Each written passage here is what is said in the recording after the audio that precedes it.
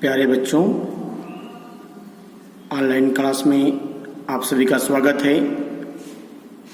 Good morning आप लोगों के लिए। आज से इस नए सत्र के अंतर्गत आप लोगों का ऑनलाइन क्लास प्रारंभ किया जा रहा है। कक्षा 11 वाले बच्चे इसे ऑनलाइन क्लास को ज़्यादा ध्यानपूर्वक देखेंगे, पढ़ लेंगे, क्योंकि आपकी कुछ दिक्कतों की वजह से जो आपकी क्लासें चल नहीं पा रही हैं, तो उसे ऑनलाइन के माध्यम से पूरा करने का प्रयास किया जा रहा है। आप इस बात को विशेष ध्यान देंगे और अपने मोबाइल के माध्यम से इन सारे पाठों को अध्ययन जरूर कर लेंगे। प्यारे बच्चों, जो आपका कोर्स है वो उसमें से 30% कोर्स को हटा दिया गया है। आप लोगों को 70% के अंतर्गत कुल 4 पाठों का अध्ययन करना है। पहला तो है कबीरदास जी का, दूसरा है तुलसीदास जी का, तीसरा है सूरदास जी का और चौथा है महाकवि भूषण की रचनाओं का अध्ययन करना है। तो आज मैं आप लोगों को जो कबीरदास जी के पद हैं उसी का अध्ययन कराऊंगा। वैसे कक्षा 9 में आप लोगों ने कबीरदास जी के बारे में बहुत सारी चीज़ें पढ़ ली होंगी कि उनका जन्म कहाँ हुआ था, कब हुआ था। जानकारी के लिए बता दे रहा हूँ कि कबीरदास जी का जन्म आपके काशी जिला के वाराणसी जिला के अंतर्गत लहरतारा नामक स्थान पर माना जाता है। कहा जाता है कि एक विधवा ब्राह्मणी की कोख से जन्म लिए थे और ब्राह्मणी ने लोक लाज के कारण उनका परित्याग कर दिया था और नीरू नीमा नामक दंपति जुलाहे ने इनके पालन पोषण का भार संभाला था। कबीरदास जी एक गरीब परिवार से संबंध रखने वाले थे, इसलिए इनके पढ़ाई का जो क्रम था वह चल नहीं पाता है। इसीलिए स्वयं स्वीकार किया था कि मसी कागज छुयो नहीं, कलम गई नहीं हाथ, अर्थात मैंने कागज को कभी छुआ तक नहीं और कलम को कभी अपने हाथों में नहीं उठाया। लेकिन इनके जो ज्ञान था वह सब का माध्यम सत्संग था। सत्संग के माध्यम से इन्होंने जो ज्ञान का प्राप्त किया उसका इन्होंने सभाओं में वर्णन करना प्रारंभ किया और इनकी जो शिष्यों की मंडली थी उनको नोट करती चली जाती थी और इसका एक संग्रह प्रकाशित करती हैं जिसका नाम था बीजक। कुछ लोग कहते हैं कबीरदास की 3 रचनाएं हैं, उसे माने तो मात्र एक ही रचना है। इनकी रचना है मुख्यतः बीजक। उसके 3 भाग हैं, साखी, सबद, रामायणी। तो आपकी किताब के अंतर्गत साखी के पद को लिया गया है। साखी का अर्थ ही होता है साक्षी। साखी का अर्थ होता है साक्षी, मतलब प्रमाण देना। ये आपको पता भी है कि निर्गुण निराकार ब्रह्म के उपासक थे और इसी उपासना के माध्यम से ये प्रमाण देते हैं कि संसार में साकार ब्रह्म नहीं बल्कि निराकार ब्रह्म है, जिसका कोई आकार नहीं है, वह कण कण में व्याप्त है। क्योंकि उन्होंने कहा साखी मतलब ही होता है साक्षी। साक्षी का अर्थ होता है प्रमाण देना। इन्होंने अपने साखी के पदों में उसका प्रत्यक्ष प्रमाण देने का प्रयास किया है। आप इनकी भाषा के बारे में अच्छी तरह जानते हैं। इनकी भाषा को पंचमेल खिचड़ी के नाम से जाना जाता, सदुक्कड़ी। मतलब इन्होंने किसी एक भाषा को अपने विषय का आधार नहीं माना था, बनाया था।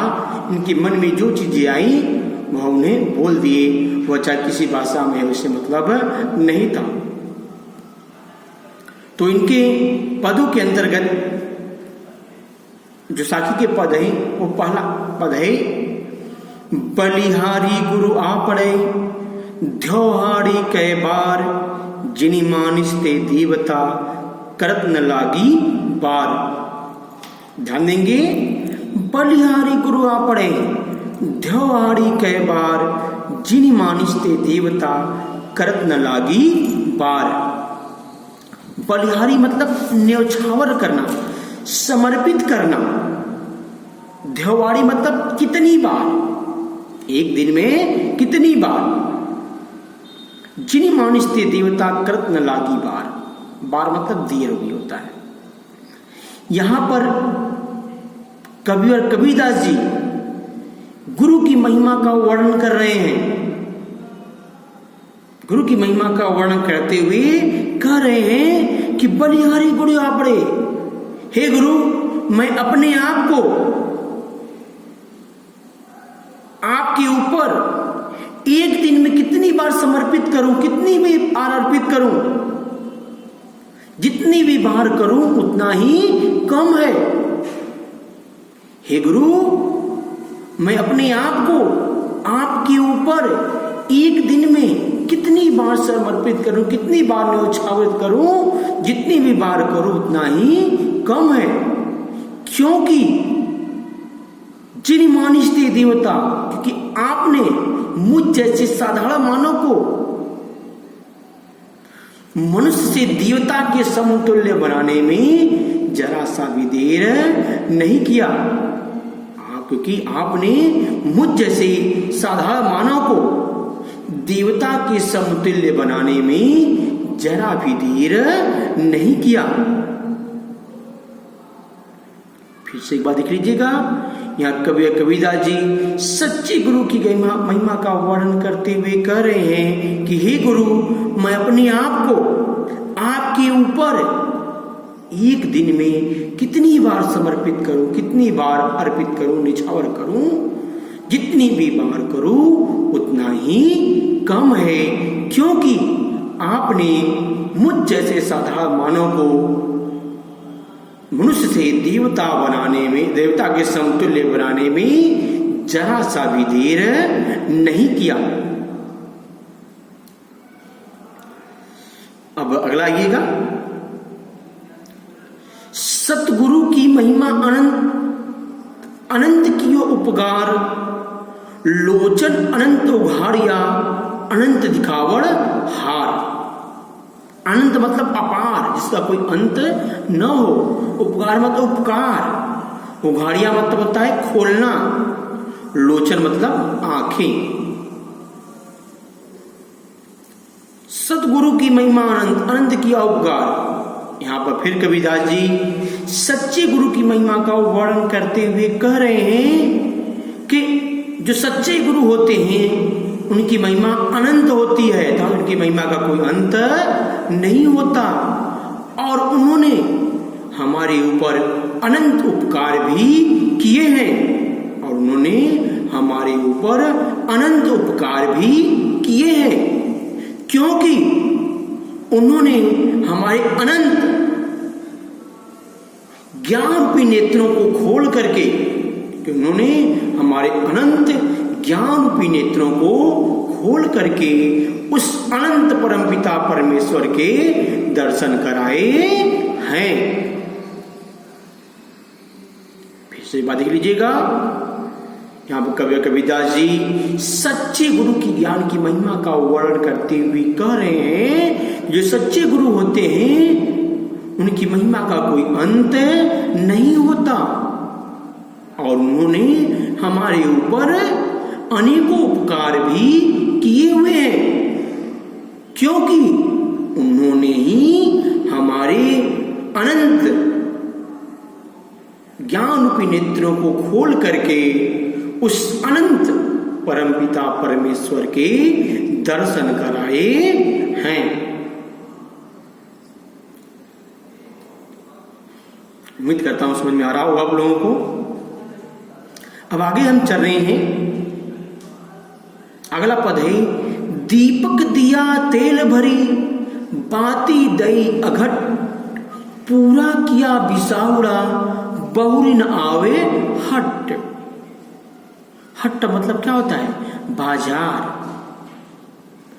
बिसावड़ा मतलब क्रय विक्रय, जो आदान प्रदान, सांसारिक क्रियाकलाप पूरा किया, मतलब सब पूरा कर लिया है। अब इसके अर्थ देखेंगे। दीपक दिया तेल भरी, यहां पर कबीरदास जी गुरु के अनंत उपकारों का वर्णन करते हुए कह रहे हैं कि दीपक दिया तेल भरी। कबीरदास जी कह रहे हैं कि हमारे सच्चे गुरु ने हमारे शरीर रूपी दीपक में, हमारे शरीर रूपी दीपक में ज्ञान रूपी तेल को भर दिया है, प्रेम रूपी तेल को भर दिया है। अब बाती दे, और उसमें कभी न समाप्त होने वाली ज्ञान रूपी बत्ती को डाल दिया है।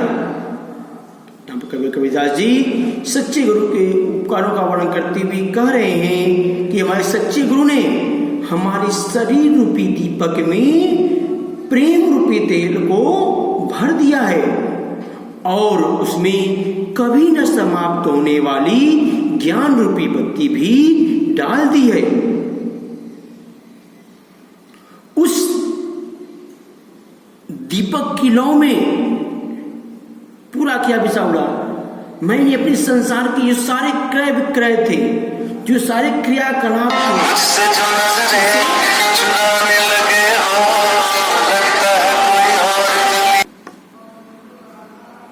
ध्यान देंगे